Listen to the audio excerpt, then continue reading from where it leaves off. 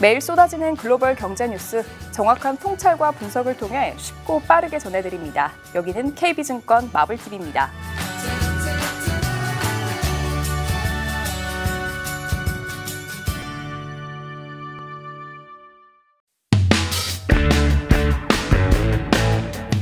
세계를 바라보는 새로운 통찰력, KB 글로벌 인사이츠 3월 3일 지금 시작합니다.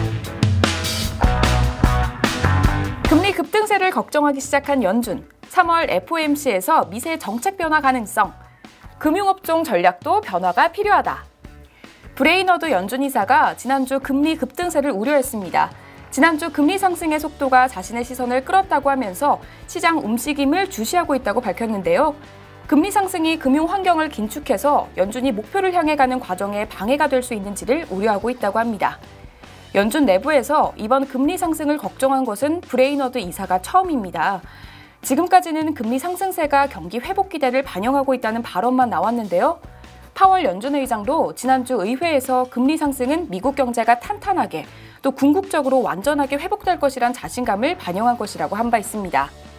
하지만 브레이너드 이사가 주목하고 있다고 하면서 금리가 다시 빠르게 상승하면 연준이 대응할 수 있다는 것을 보여줬습니다. 시장에서는 다다음 주 FOMC에서 정책 변화가 있을 수 있다고 예상했습니다. 금리가 빠르게 상승하면서 연준이 정책 대응에 나설 수 있다는 전망이 높아지고 있는데요. 금리 상승세가 경기 회복세를 저해할 수 있기 때문입니다. 가장 유력한 조치로는 오퍼레이션 트위스트입니다. 연준이 보유하고 있는 단기 국채를 매도하고 장기 국채를 매수하는 건데요. 1961년과 2011년에 사용한 적이 있는 오퍼레이션 트위스트는 단기 금리를 높이고 장기 금리를 낮춰서 금리 곡선을 평탄하게 만드는 효과가 있습니다. 시장의 조기 기준금리 인상 기대가 높아지는 가운데 단기 금리를 소폭 높이는 효과가 있고 최근 급등한 장기 금리를 안정시키는 효과도 기대할 수 있습니다. 장기 국채를 매입하는 만큼 단기 국채를 매입하기 때문에 연준의 국채 매입 규모가 늘어나지 않는다는 점 역시 긍정적입니다. 장기 국채 금리가 모기지 금리와 연동되어 있는 만큼 장기 금리 상승세를 제한하면 가계의 이자 부담을 낮추면서 소비를 촉진하는 효과도 거둘 수 있습니다. 작년에 대규모의 단기 국채를 발행한 재무부는 올해부터 차환 부담이 높은 단기 국채를 중장기 국채로 차환할 예정인데요. 따라서 연준은 지금처럼 만기별 잔존 금액 비중으로 국채를 매입하는 것보다 중장기 국채 매입 비중을 높일 필요가 있습니다. 지난주 7년물 입찰률이 평소에 비해 크게 낮았던 것을 감안하면 수요가 부족한 부분을 연준이 채워줄 가능성도 있습니다. 장기물 매입 비중 확대 논의는 11월 FOMC 의사록에서 확인된 바 있기도 합니다. 이번 FOMC에서 초과 지준에 부여하는 이자율 IOER을 현재 0.1%에서 0.25%로 올리는 것도 가능하다는 분위기입니다. IOER을 높이면 시중 유동성을 일부 흡수할 수 있습니다. IOER은 연준 기준금리 범위의 상단 기능을 하고 있으므로 사실상 단기 금리를 인상하는 효과도 있습니다. 시장은 여전히 내년 12월에 기준금리 인상을 예상하고 있으므로 IOER을 소폭 높여서 시장의 조기 기준금리 인상 요구에 대응할 가능성이 있습니다.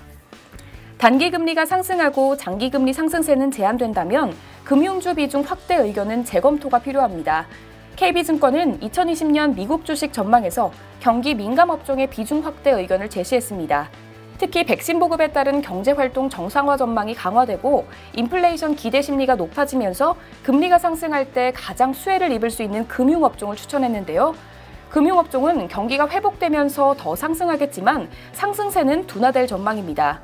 단기 금리를 높여야 한다는 시장의 압박이 높아지고 장기 금리가 과도하게 오르는 것을 제한하려는 연준의 움직임이 가세하면 금융업종의 우호적인 장단기 금리차 확대 속도가 느려질 수 있기 때문입니다. 이번 주 목요일로 예정된 파월 연준 의장의 연설에선 두 가지 포인트를 확인해야 합니다. 첫 번째, 경기에 대한 낙관론이 강화되는지, 두 번째, 최근 금리 상승에 대한 경계심이 확인되는지를 확인해야 합니다. 이를 통해 정책 대응 가능성이 높아질 경우 금융업종의 상승세는 둔화될 가능성이 있습니다. 이번 주에 첫 번째 포인트가 확인될 가능성은 낮겠지만 두 번째 포인트가 나올 수는 있습니다. 백신 보급이 더욱 속도를 내고 집단 면역 시점이 앞당겨지면서 연준의 정책 변화 가능성이 높아지고 있습니다. 바이든 대통령은 미국 성인들에게 접종하기 충분한 백신을 5월 말까지 공급할 수 있을 것이라고 밝혔는데요. 3주 전에 7월 말이라고 했던 거에 비해 2개월 앞당겨진 겁니다. 최근에 긴급 사용 승인을 받은 존슨앤존슨 백신의 생산을 대형 제약사 머크가 돕기로 하면서 생산 증가 기대는 더욱 높아졌습니다. 지금까지 글로벌 인사이트였습니다.